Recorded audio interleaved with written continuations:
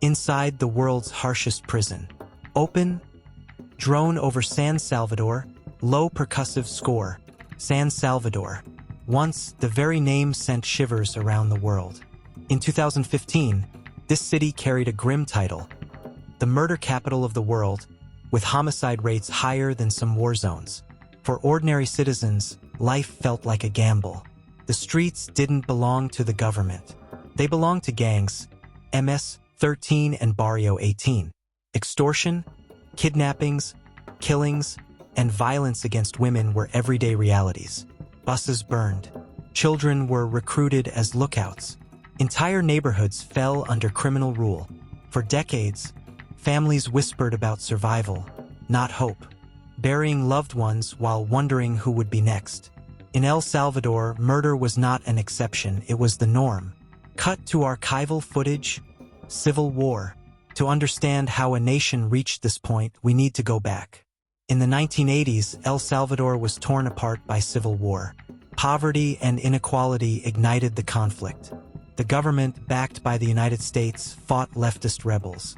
Entire villages were wiped out. Thousands of men were killed. Thousands of children left orphaned. Many of those children fled north, arriving in Los Angeles. But there, they found another kind of violence. Attacked by local gangs, Salvadoran youth formed their own, MS-13 and Barrio 18. In the 1990s, deportations sent thousands of these gang members back to CentralAmerica. El Salvador, fragile after years of war, suddenly faced an influx of hardened criminals. The result was catastrophic. Gangs seized power, infiltrating society like a shadow government. Cut to streets, shadows plus graffiti. For years, gangs ruled El Salvador. Want to open a shop? Pay a tax to the gang. Want to ride the bus? Pay or risk your life. Want your children to walk to school? Pray they don't get recruited. Hospitals and cemeteries were divided by invisible borders. Crossing into the wrong neighborhood could mean death. By 2015, the homicide rate peaked at 103 murders per 100,000 people, the highest in the world. Fear wasn't just in the air. It was tattooed into the nation's soul. Cut to campaign footage, Bukele. Out of this chaos rose Nayib Bukele. Nicknamed El Turco, he promised to confront gangs directly. In 2019, he became president. When a wave of murders shook the country in 2022, Bukele's response was swift and brutal. He declared a state of emergency, suspended civil liberties, and gave sweeping powers to the police and military. Soldiers patrolled the streets. Arrests skyrocketed. Within months, more than 60,000 suspected gang members were captured. But then came the question, where do you put them? Cut to construction shots. Blueprints. The answer was CECOT, the Centro de Confinamiento del Terrorismo, the Counterterrorism Confinement Center, the world's largest prison. 75 kilometers from San Salvador, spread across 165 hectares, CECOT was built not just to contain criminals, but to erase their influence. 850 cameras monitor every corner. 600 guards patrol day and night. 9-meter electrified walls surround the compound. Guard towers rise every 50 meters. Backup power and water systems keep it running even under attack. Inside, men who once ruled the streets became powerless shadows. Cut to gates, security scans. Entering CECOT is like crossing into another world. The first thing visitors notice: silence. No phone signals. No contact with the outside. Personal belongings are surrendered. Then come the checkpoints, metal detectors, x-rays, full-body scans. Guards inspect every pocket, every detail. Even journalists part with pens. For prisoners, the process is harsher. Buses arrive with shackled men, barefoot, heads bowed. Their tattoos are photographed. Their identities confirmed with fingerprint and facial scans. Dressed in white uniforms, they're marched into a place they will likely never leave. Cut to cell blocks, fluorescent lights. Life inside is stripped bare. Cells are overcrowded, up to 100 men per cell. No mattresses, only steel bunks. Meals are basic: beans, rice, tortillas. No meat, no luxuries. Showers and toilets are shared in plain view. Drinking water comes from blue barrels. Guards oversee every movement. Prisoners get 30 minutes of exercise a day. The rest of the time, they sit confined. Medical visits happen at a distance with shackled hands and feet. For the most violent offenders, there are isolation cells, pitch-black chambers with nothing but a sink and a slab. Some may spend years inside these tomb-like rooms. Cut to close-up tattoos, voice lowers.